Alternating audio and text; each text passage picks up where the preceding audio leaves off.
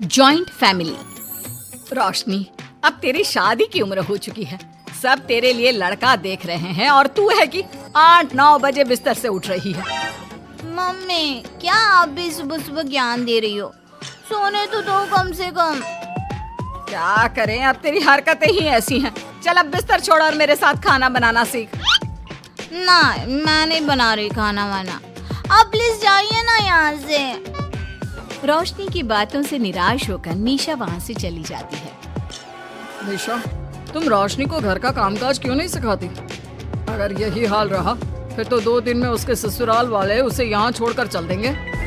मैं तो बहुत कोशिश करती हूँ उसे घर की जिम्मेदारियाँ सिखाने की, लेकिन वो मेरी सुने तब ना। आप तो जानते ही हैं ना कि वो कितनी जिद्दी है।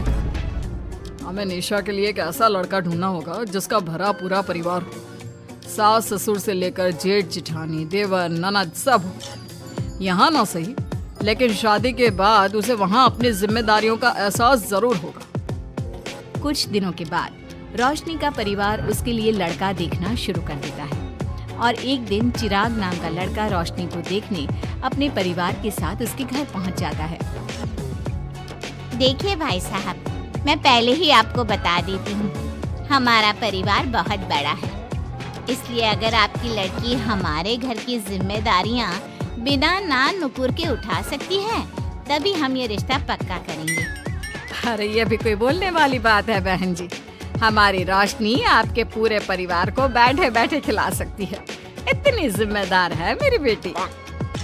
अगर ऐसी बात है फिर तो हमें इस रिश्ते से कोई आपत्ति नहीं है। तो फिर चट मंगनी पट ब्याह के बारे में क्या ख्याल है? हाँ हाँ बिल्कुल, शादी में देर किस बात की। 3 हफ्ते बाद ही शादी का शुभ योग है। अगर आपको कोई दिक्कत ना हो तो हम इनकी शादी भी 3 हफ्ते बाद ही करा देते हैं। अरे हमें इसमें कोई परेशानी नहीं है। इस तरह दोनों परिवारों में शादी की तैयारियां शुरू हो जाती है और कुछ ही दिनों बाद रोशनी की शादी चिराग से करा दी जाती है। शादी के बाद बहू, इनसे मिलो। ये है तुम्हारी दादी सास, ये बड़ी सास और बड़े ससुर, ये तुम्हारे जेठ, ये जेठानी, ये दोनों तुम्हारे देवर और ये इस परिवार की सबसे छोटी बेटी सिमरन, यानी कि तुम्हारी ननद है।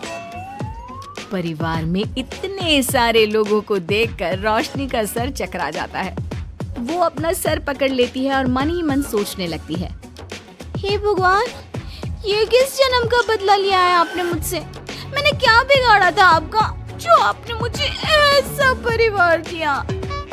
बेटा, किस सोच में पड़ गई तुम? और कितने लोग हैं आपके परिवार में?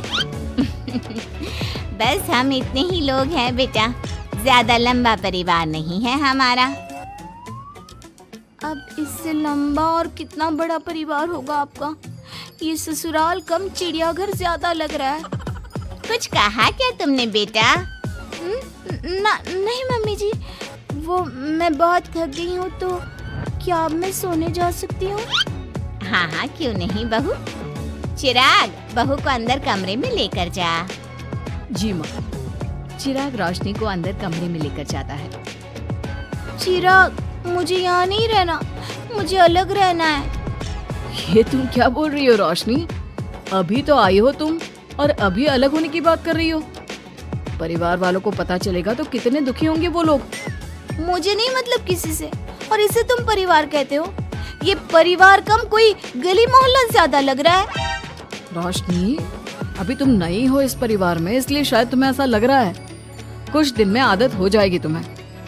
चिराग की बात सुनकर रोशनी अपना सर पकड़ लेती है। आपको समझाना तो दीवार में सर पटकना है। मैं सो रही हूँ, लाइट ऑफ मत करना, मुझे अंधेरे में नींद नहीं आती। इतना बोलकर रोशनी बिस्तर पर लेट जाती है।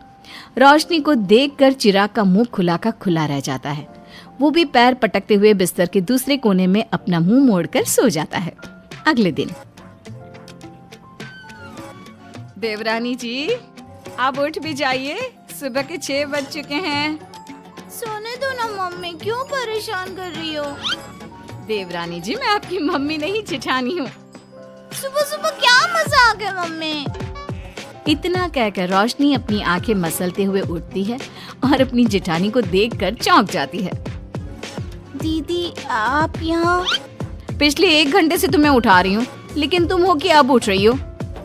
लेकिन अभी तो सिर्फ 6 बज रहे हैं, आपने मुझे उठाया क्यों? वो इसलिए क्योंकि आज तुम्हारे इस घर में पहली रसोई है, तो खाना आज तुम्हें ही बनाना होगा ना। क्या? मुझे पूरे मोहल्ले के लिए खाना बनाना पड़ेगा?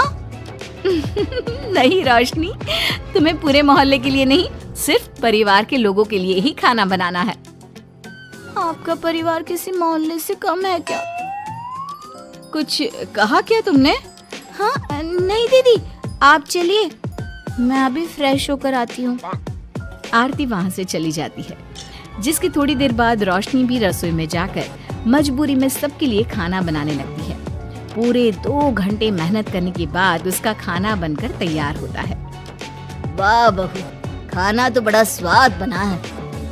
सच में बहू, तुमने भले ही बहुत देर लगाई खाना बनाने में, लेकिन खाना बहुत स्वादिष्ट बना है। आपके हाथों में तो जादू है देवरानी जी। मैं तो कहती हूँ अब से रोज आप ही खाना बनाया कीजिए, क्यों मम्मी जी? हाँ हाँ बेटा, बिल्कुल ठीक कहा तुमने। रोशनी, आज से रोज तुम ही खाना बनाना। ये सुनकर रोशनी चौंक जाती है। खाना खाने के बाद सभी लोग रोशनी को शगुन का नेक देते हैं और फिर अपने अपने रूम में चले जाते हैं। क्या यार रोशनी, इतना टेस्टी खाना बनाना जरूरी था क्या? अब फंस गई ना तू। ये सब माँ पापा की वजह से हो रहा है, उनके कारण मुझे ये सब झेलना पड़ रहा है। रोशनी गुस्से में अपने रूम में जाती है और अपनी माँ को फोन मिलाती है। मम्मी, मैं आपको कभी माफ नहीं करूंगी। आपने जानबूझकर मुझे इतने बड़े परिवार में भेजा है, जहाँ मुझे सांस लेने की भी फुर्सत नहीं है। हमने ये सब इसलिए किया ताकि तू अपनी जिम्मेदारियाँ निभाना सीखे। अब मायके की तरह ससुराल में भी अपनी जिम्मेदारियों से मुंह मत मोड़ लेना। मुझे नहीं रहना माँ यहाँ। इस घर में जितने लोग हैं, उतने तो हमारे गली मोहल्ले में भी नहीं थे। माँ, मैं आपसे आपकी सारी बातें मानूंगी, पर प्लीज मुझे यहाँ से ले जाइए। बिल्कुल नहीं, अब से वही तेरा सब कुछ है।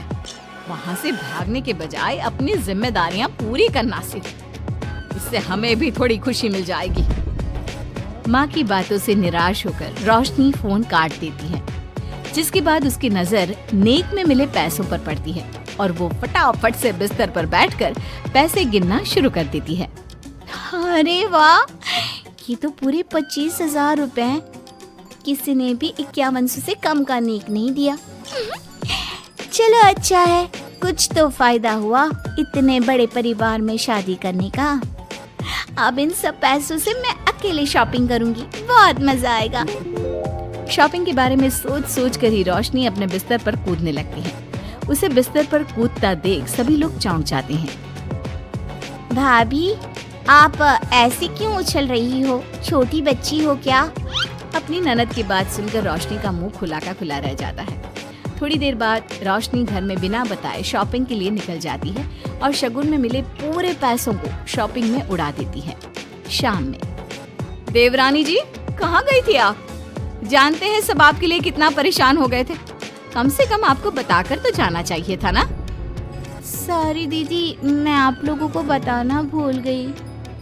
वैसे इतने सारे बैग किस चीज के हैं? तुम शॉपिंग करने गई थी क्या? हाँ दीदी, वो आज नेक में इतने सारे पैसे मिले थे ना, तो मैंने सोचा क्यों ना मैं उन पैसों की शॉपिंग ही कर लूं। अरे वाह, ये तो बहुत अच्छा सोचा तुमने।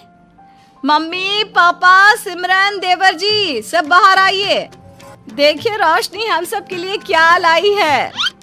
रोशनी कुछ समझती उससे पहले ही वहाँ सब लोग आ जाते हैं। क्या हुआ आरती बहू, क्यों चिल्ला रही हो? अरे देखिए ना माँ, रोशनी हमारे लिए शॉपिंग करके आई है। वो देखिए रोशनी हम सब के लिए कितने कपड़े लेकर आई है। आरती की बात सुनकर रोशनी के पैरों तले जमीन खिसक जाती है।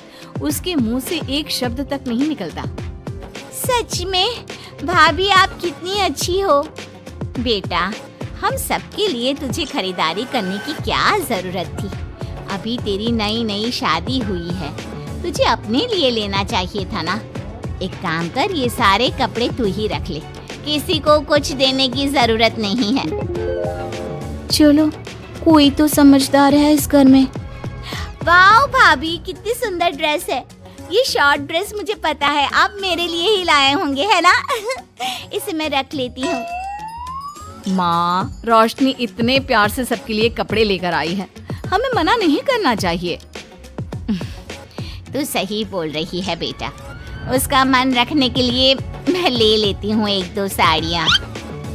रोशनी झूठी मुस्कान लिए खड़े होकर सब देखती रहती है। देखते ही देखते उसके लाए सारे कपड़े घर वाले आपस में बांट लेते हैं और अब सिर्फ एक रुमाल को छोड़कर उसके पास कुछ नहीं बचता। अब ये रुमाल भी क्यों छोड़ा, इसे भी ले ही लेते। इतने में ही सिमरन रोशनी को आवाज देती है।